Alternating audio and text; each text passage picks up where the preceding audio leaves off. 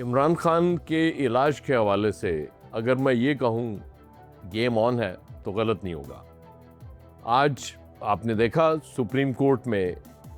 Registrar سے ملاقات ہوئی ہے بیرسٹر گوہر اور سردار لطیف کھوسہ کی، ملنے وہ چیف جسٹس صاحب سے گئے تھے لیکن رجسٹرار سے ان کی ملاقات ہو گئی۔ یہ بھی ایک تبدیلی تو ہے، اور انہوں نے یہ دہانی بھی کرائی ہے کہ مقدمہ جلد مقرر کیا جائے گا۔ ان کی جو توہین عدالت کی درخواست ہے، گورنمنٹ آلریڈی چیف کمشنر اسلام آباد کی وساطت سے نظر ثانی کی اپیل دائر کر چکی ہے، اور یوں لگ رہا ہے کہ جیسے گورنمنٹ اب ڈالے گی اسلام آباد کی انتظامیہ پہ، اور اس میں آپ کو پتہ ہے چیف کمشنر اور آئی جی اسلام آباد ہیں کہ جی وہ انہوں نے مناسب نہیں سمجھا امن و امان کی صورتحال کے حوالے سے،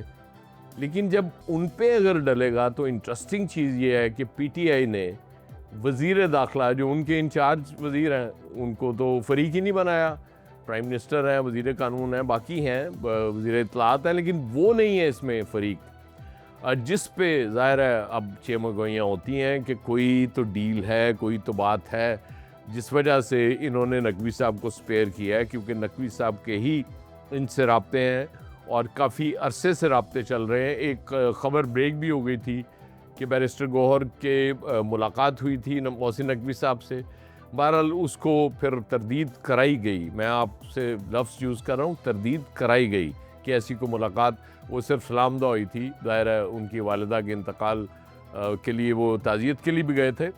لیکن معاملات اتنے سادہ نہیں ہیں جتنے نظر آ رہے ہیں۔ ظاہر ہے سپریم کورٹ ٹیک اپ کرنے جا رہی ہے اس کیس کو، اور توہین عدالت تو ہوئی ہے، اس پہ کسی کو شبے کی ضرورت نہیں ہے، کیونکہ جب ایک کلیئر کٹ آرڈر تھا کہ آپ نے کہاں لے کے جانا ہے مریض کو، اور آپ ایک سرکاری ہسپتال میں لے کے گئے جس کے بارے میں اس سے very next day prime minister صاحب نے نوٹس دیا کہ وہاں سہولتیں ہی موجود نہیں ہیں، بہت سے چیزیں ہیں ہی نہیں، اینجیوگرافی کی مشین بھی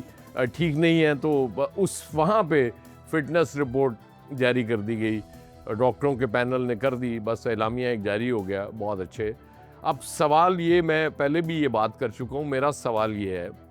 کہ یہ ایک رپورٹ آتی ہے پیمز ہاسپٹل کے ڈاکٹرز، جس میں آپ کہتے ہیں کہ ہم نے شفا سے بھی ڈاکٹرز بلوائے تھے اور انہوں نے یہ فٹنس رپورٹ جاری کر دی، اور آپ کہتے ہیں کہ جو عظمیٰ خان جو ان کی بہن ہے انہوں نے بھی یہ اعتراف کیا تھا کہ ان کے بھائی فٹ ہیں۔ تو وہ جو اڈیالہ جیل سے ایک رپورٹ آئی تھی جس کے بعد ججز نے ریمارکس دیے تھے کہ تمام وائٹل آرگنز متاثر لگ رہے ہیں اس رپورٹ کے مطابق، وہ رپورٹ کس نے بنائی؟ وہ ڈاکٹرز کہاں سے آئے تھے؟ کیا مریخ سے بلایا گیا تھا ان ڈاکٹرز کو، یا ان کو زمینی حقائق کا نہیں پتا تھا کہ رپورٹ دینی کیا ہے اور وہ رپورٹ کوئی دوسری دے گئے؟ گورنمنٹ کا کنٹرول وہاں تو مجھے لگتا ہے زیادہ ہونا چاہیے تھا اڈیالہ میں، کیونکہ وہ تو ظاہر ہے پنجاب حکومت کی راجدھانی ہے اور اس کے زیر تسلط ہے وہ جیل، اور وہاں کے ڈاکٹرز بھی ظاہر ہے ہوتے ہیں۔ ایک البتہ ماننا پڑے گا، ہمارے وزیروں نے ایک پیشگوئی کی تھی، پہلے دن کی تھی جب یہ فیصلہ آیا کہ جی کل کو اور بھی قیدی آئیں گے پھر کہ جی ہمارا علاج بھی ہماری مرضی سے کرایا جائے، تو وہ 3 قیدی آگے۔ دیکھیں آپ کتنے دور اندیش ہیں ہمارے وزیر، کتنے زیرک ہیں، انہیں پتہ چل جاتا ہے کہ لوگوں نے آنا ہے۔ اور نواز شریف صاحب کے بارے میں جب انہیں ریلیف ملا تو ایسی کوئی درخواست نہیں آئی تھی، لیکن اب 3 لوگوں نے اسلام آباد ہائی کورٹ میں، اڈیالہ جیل کے قیدیوں نے ایک درخواست دی ہے کہ جی ہمارا علاج بھی وہیں کرایا جائے جہاں عمران خان صاحب کا علاج کرایا جا رہا ہے، کیونکہ ہم بھی اس ملک کے اتنے ہی شہری ہیں، حالانکہ یہ سب کو پتہ ہے کہ یہاں کون کتنا اہم شہری ہوتا ہے اور اس کے لیے کیا ہو سکتا ہے۔ تو یہ ساری چیزیں اگر سامنے رکھی جائیں، اور اس کے ساتھ اگر تھوڑا سا میں مولانا فضل الرحمان کو اس ساری سچویشن میں ملا لوں تو چیزیں سمجھنے میں تھوڑی آسانی ہو جاتی ہے۔ فضل الرحمان صاحب نے جس طرح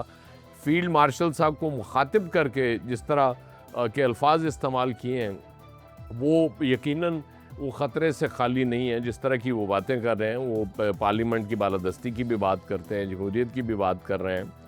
تو فضل الرحمان صاحب ظاہر ہے اگر میدان میں